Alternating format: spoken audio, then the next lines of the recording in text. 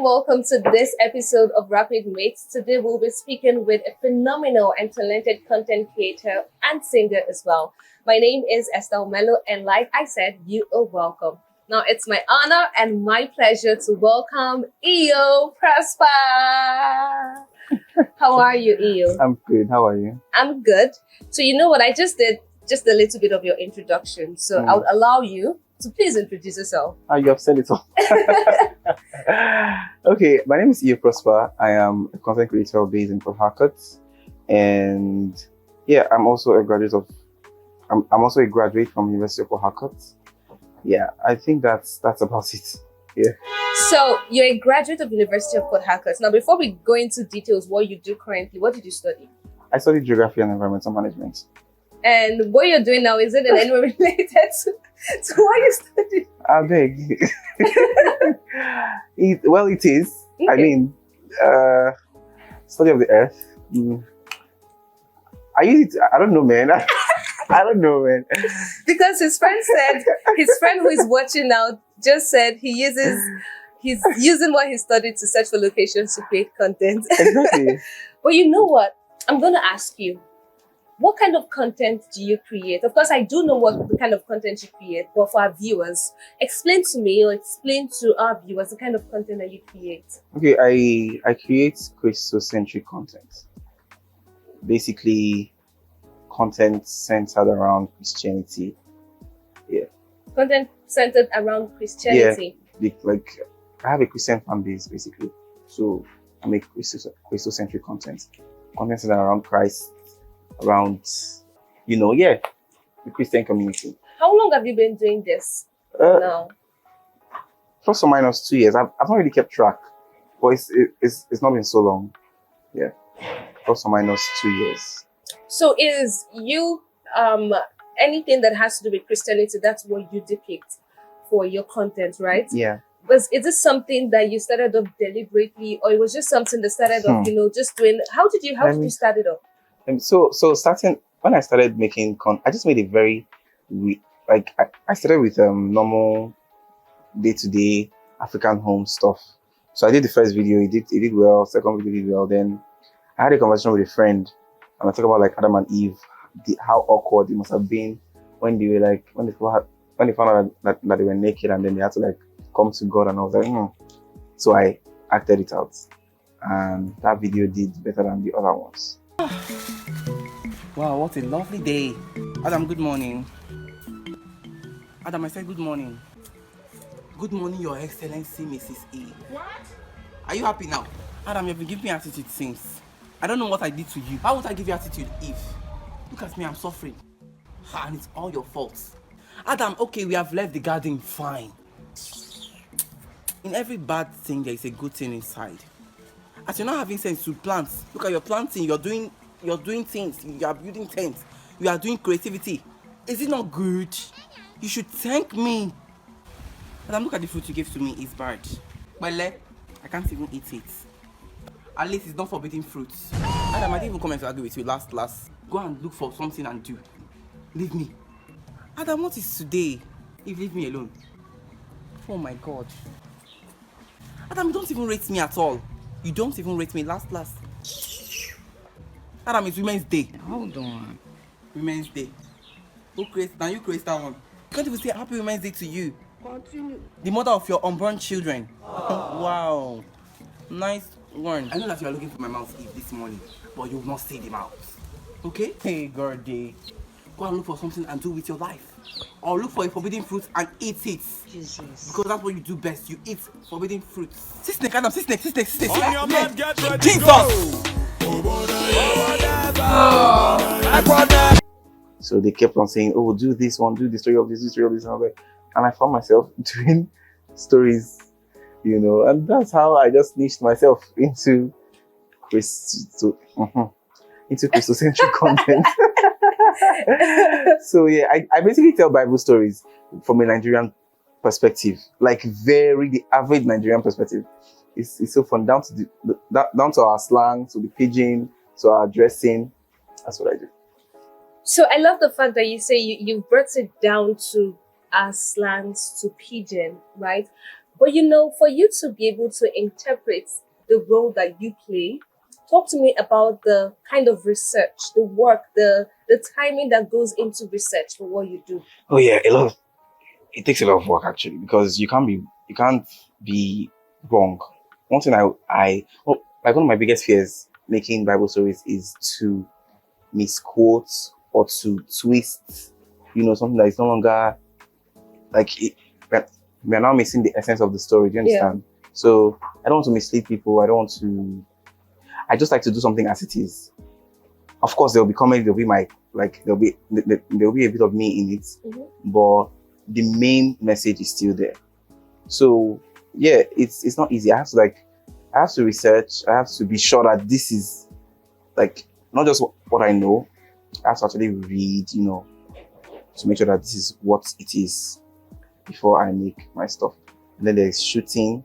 I need to get costume. Cause you see, costumes. Costume is very. That's why I just decided to make it Nigerian stuff, because when I first started, I had to go for costumes and match those times, and it was crazy. I couldn't keep up because I have to be getting robes, no. So I just decided to do it from a modern day Nigerian perspective, so I can wear my normal clothes and do this stuff and still pass the message. Yeah.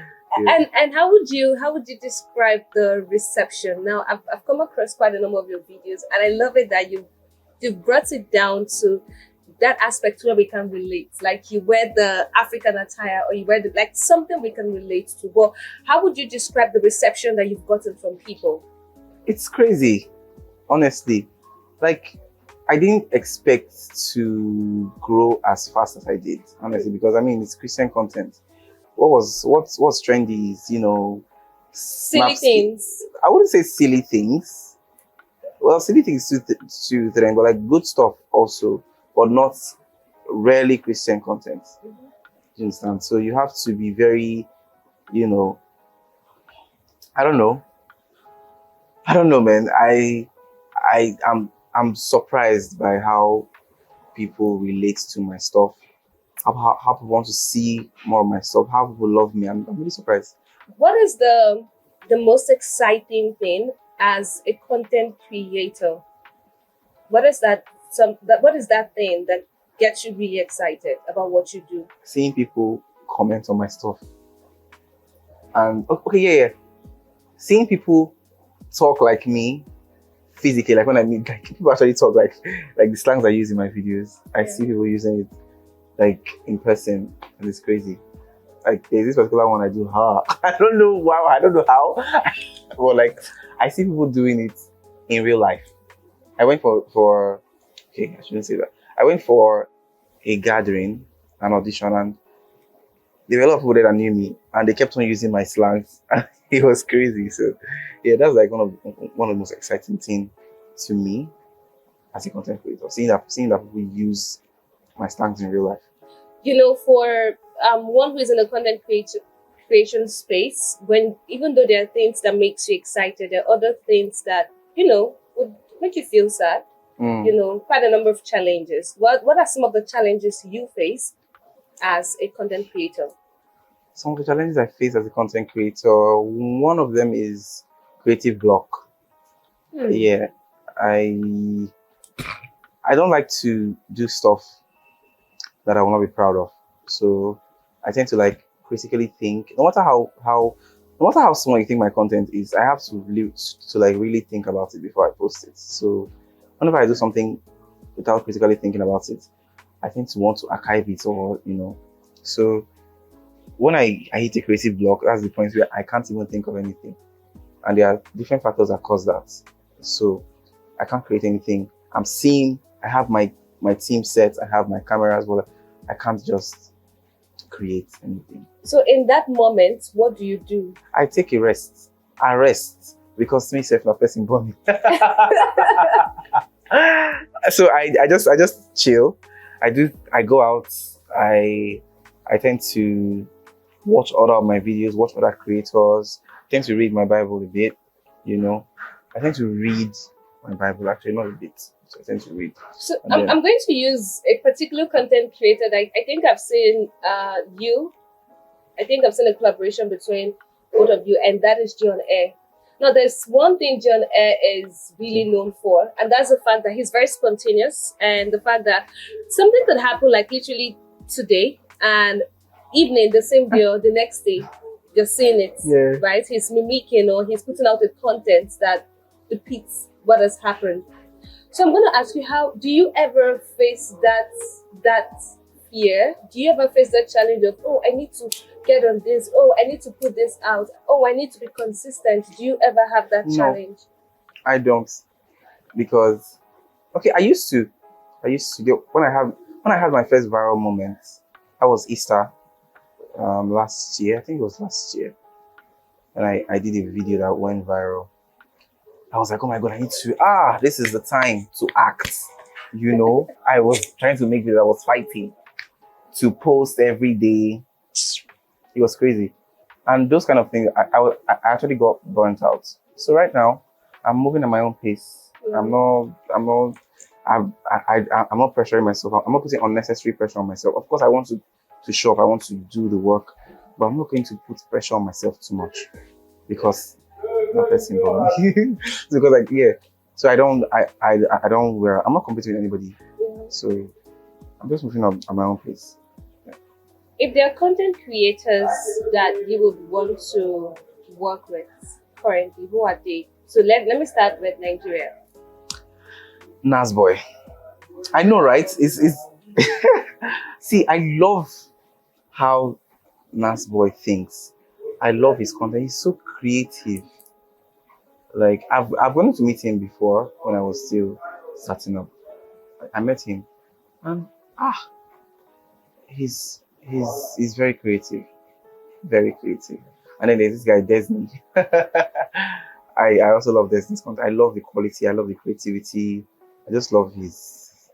I love how unique he is, how authentic he is. I don't like people that copy. I don't know, man. I don't know if I should say this, but like, I don't like to see traces of other people's stuff in your work. Oh my god, my phone is ringing. It's okay to be inspired by someone, but not like outrightly copying their content. So I like the fact that these people are very unique. You know, they're on their own league. So yeah. So you know something about what you do. It's like, oh, you know what, this is my space. This is what I do. You know, but it just helps you, just keeps you somewhere or places you somewhere. But at the same time, it could also limit you. Correct me if I'm wrong. So for one who tells stories using Bible characters, do you see yourself getting out there and not just doing the Bible characters, but doing other things? Oh yeah. I want to go. I mean, my life is already headed towards that direction. So yeah, I want to go into acting, like mainstream acting. Yeah. So, and it's not necessarily the reason why I'm posting Bible stories frequently is because people are like actually requesting for Bible stories. So yeah, but like I think I want to do some other stuff, you know. But this Bible story just comes to me easily. So yes, I can dabble into other things. I've done some other content that are not Bible based. Yeah, I have some characters in quotes that are not biblical characters. Yeah, but I mostly do Bible stories because I mean it's just easy for me. It's just easier, and my fan base kind of connects with that more. So you know, it doesn't mean like I can't dabble into other things. When you see yourself thriving and doing well, people are commenting. They're also quote and unquote haters. Yeah. People that no matter what you put out, they would always want to have like terrible comments or have nasty things to say about your content. Have you gotten to that level where I don't care? Regardless of what I wouldn't say I've gotten to that level yet. So it still gets to you though. Yes, it gets. I delete. I block for life. So when I had my first video that went viral, when I did if a disciple went live on Instagram, like, so I don't know if you come across it. So the setting was that they came to arrest Jesus, and then one of the disciples went live. Like, oh my god, guys, they've come to arrest Jesus and all that. It was quite crazy. So that video was posted. So I'm actually very scared of like other people of other blogs taking up like posting my content, because that's a different audience, and I don't know. Yeah, I'm very scared of blogs picking up my content, because you're sharing my content to a totally new audience, and there will be a lot of people that would say, "Oh, this is not, you know." See, like, you'll be shocked at Sorry. how the Christian community is.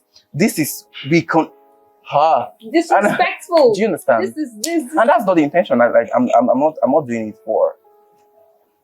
I've gotten a lot of testimonies from my content. Like, I can't even fathom, because I'm just doing this thing for, like, just because it's easy for me. I don't know, but people are actually getting blessed a lot.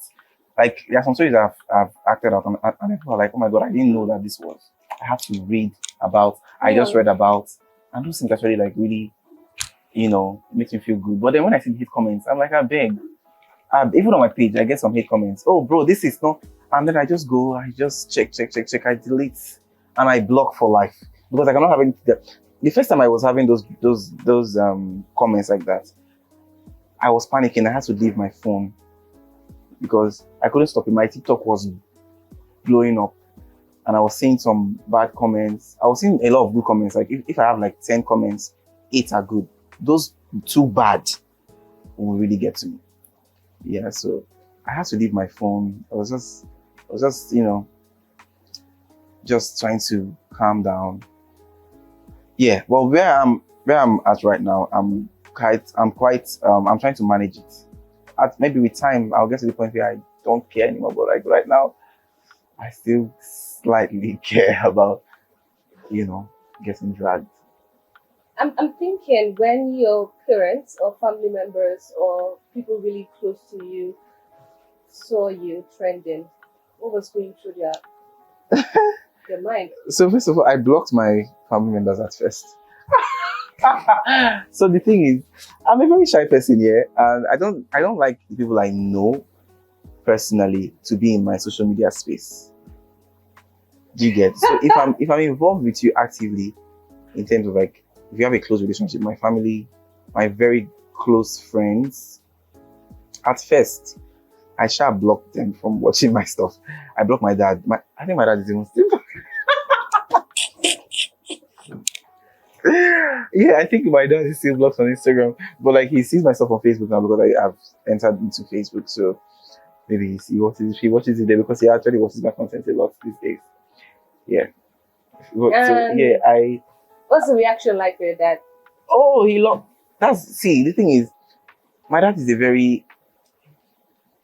he's overly, I don't know, he gets excited sometimes, and he tends to overdo. So when in a gathering, his friends are there, he's like, "This guy, you're not saying they do video." I get in video, and then he's showing his friends. So there was a particular time that, oh God, I posted a video on YouTube. I did the story of Abraham and Sarah, if they had a house, if they were in modern times. Yeah. And then my dad goes, "This video is up to, this video has views of Jesus." He now opened it in front of his friends. He opened the video, put it on loudspeaker, and his friends were watching. They were laughing. I was just cringing.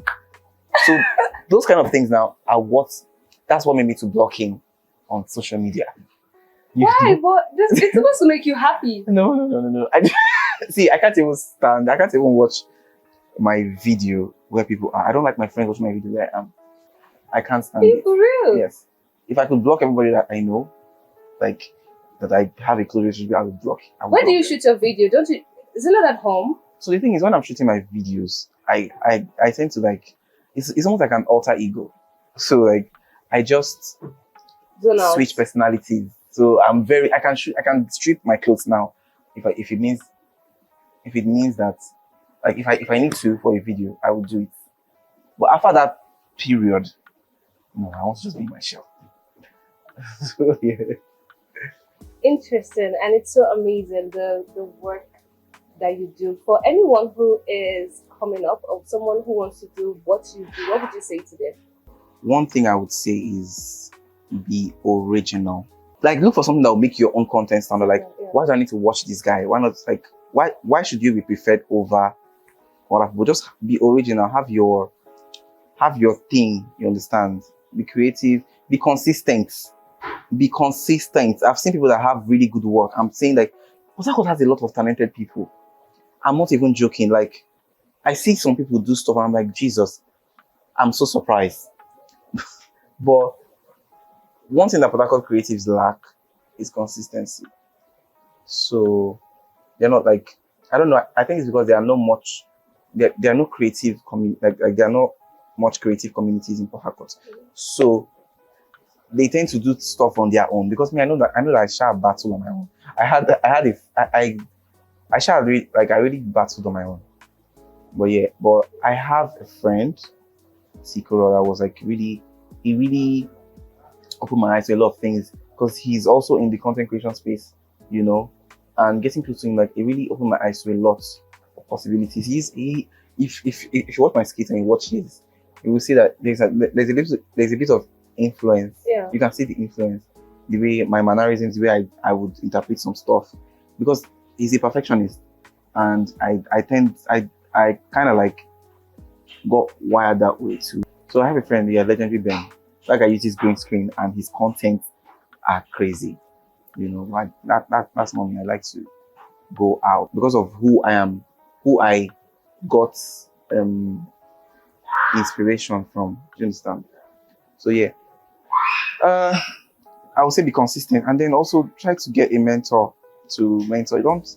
I don't know, man. Look for someone that will hold you accountable. You have someone that holds you accountable. Yeah. Who's that? Who's that? My friend. He currently like my videographer. This boy, he keeps me on my toes. Like I could literally be thinking of a different thing. And he's like, we need to shoot this video. You need to have you. Oh my gosh. Can I just rest? Fresh. Can I just rest? He made me to start my YouTube because, you know, I see, I'm a very lazy content creator. Forget this thing. I so lazy. Like, what the people I have around are people that have seen The potential. yeah, and then they try to like push me. Oh, do this. Oh, say this one here, say this one here. I have the raw talent, but the people I'm around are like People pushing helping you. me to be consistent as well. So that's another thing I would like to say. Like, try to be around people that fuel up your creativity. No, they hang around people that don't have anything to do with content creation. If you want to be in the content creation space, you cannot be. Oh, Iyo, what's the target for 2025? So I know you're a singer as well as a content creator. You know, what's the target for 2025? the target for 2025 is to just get better, man. I don't really have. I can't really say the things I want to achieve, like word Yeah. for word, but the target is to just get better. Just get better. To just get better. And this is where we'd let the curtain fall on today's episode of Rapid Meets. It's really been amazing speaking with Iyo. My name is Estelle Melu, and until I come your way again, stay out of trouble.